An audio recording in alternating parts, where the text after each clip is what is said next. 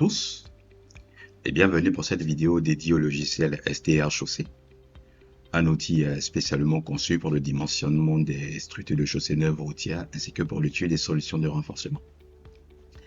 Alors aujourd'hui nous allons traiter un exemple de projet qui vise à dimensionner une structure de chaussée de type bitumeuse épaisse en appliquant les exigences du catalogue ivoirien pour le dimensionnement des chaussées neuves. Et donc nous partirons avec les données suivantes. Donc, comme trafic journalier, donc le trafic de dimensionnement à l'année de mise en service, nous avons 230 poids lourds donc par jour. Le taux de croissance est de type géométrique à raison de 4% par an.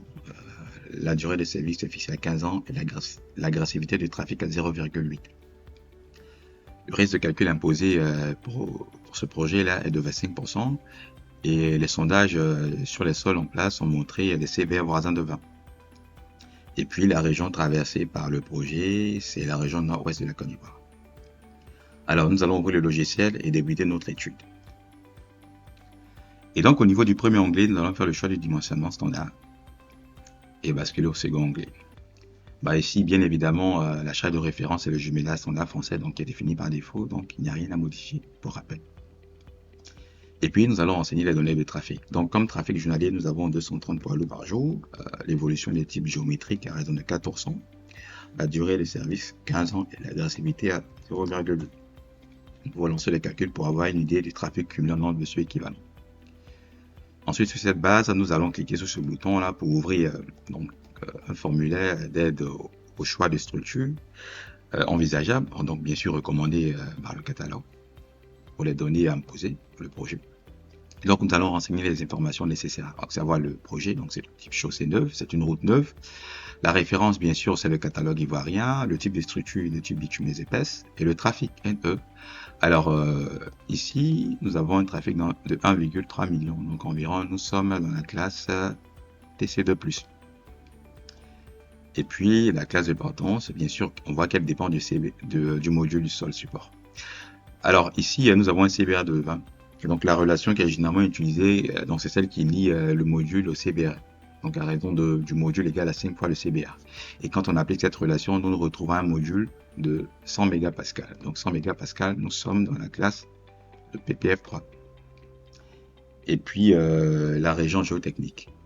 Donc nous allons cliquer. Alors pour la région géotechnique, ce qu'il faut savoir, c'est que dans ce catalogue, la Côte d'Ivoire est subdivisée en 7 régions géotechniques, comme on le voit ici. Et donc, chacune de ces régions-là présente donc différents types de ressources en matériaux. Donc, cela va permettre de proposer des structures adaptées aux matériaux disponibles dans la zone du projet. Et bien évidemment, nous avons dit que nous nous situons dans cette zone-là, donc dans la zone nord-ouest. Donc, c'est la région R7. Et donc, on voit que dans cette région-là, c'est une région de montagne qui est pourvue de roches massives, mais aussi de graveleux peu plastiques. Et donc, on peut voir que si on fait le choix de la région R7, nous avons automatiquement des structures envisageables, conformément aux matériaux disponibles dans la zone de projet. On peut voir sous forme de fichier de structure. Voilà. Donc, nous avons environ 5 structures envisageables. Alors, donc nous allons faire le choix de la première structure, là, donc qui est composée en couche de roulement de 5 cm de béton bitumineux semi-gonné de classe 3, en couche de base de 12 cm de graves bitume de classe 3 et en couche de fondation de 30 cm de graves non traités. Donc, nous allons faire ce choix de structure là, donc transférer la valeur.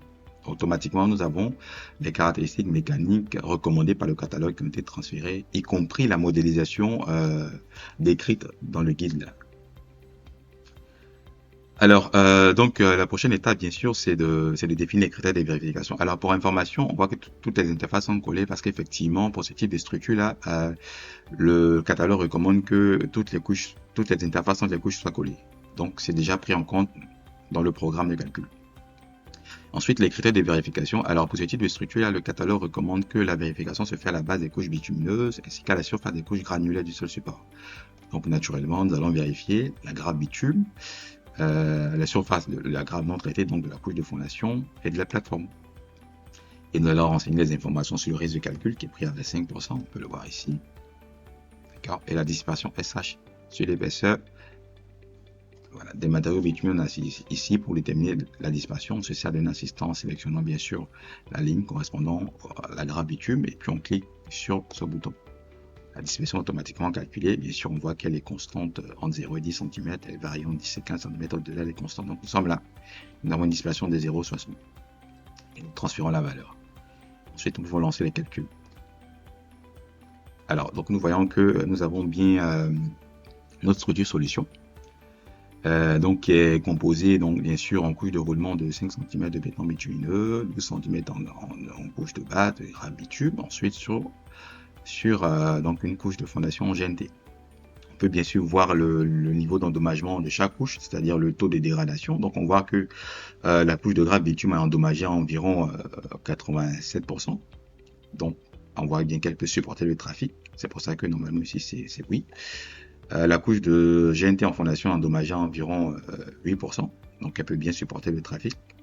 Globalement, pour qu'une couche soit vérifiée, donc pour qu'une couche puisse supporter le trafic, il faut que son endommagement soit inférieur ou égal à 100%. Donc, comme c'est le cas ici. Pareillement pour la plateforme. Donc on a notre structure qui est vérifiée. Donc ainsi pour en faire cette vidéo tutoriel. Merci à tous d'avoir suivi et à très bientôt pour de nouvelles vidéos dédiées au logiciel STHOC.